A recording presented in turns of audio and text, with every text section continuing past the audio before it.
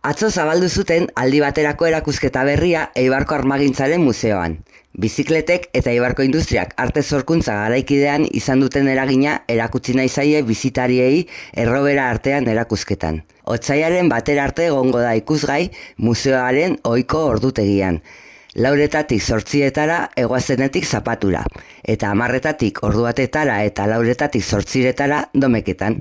Atzoz geroztik bizitatu daiteken erakusketa 2026an Eibarko txirrindulari elkartearen eta GAC enpresaren mendeurrenaren inguruan egingo diren ospakizunen abiapuntua izango da. Bizikletekin loturaren baduten artelanak bildu dituzte erakusketa honetan, hainbat artistak sortutakoak.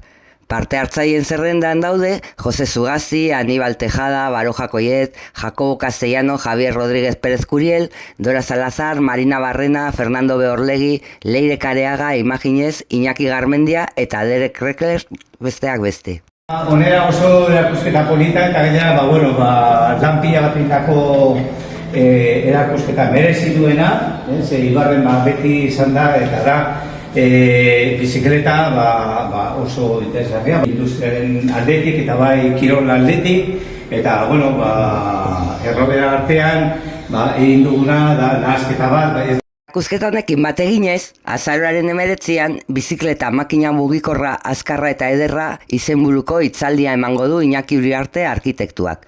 Portaleko areto nagusian izango da hitzaldia, arratsaldeko 7:00 eta sarrera librea izango da.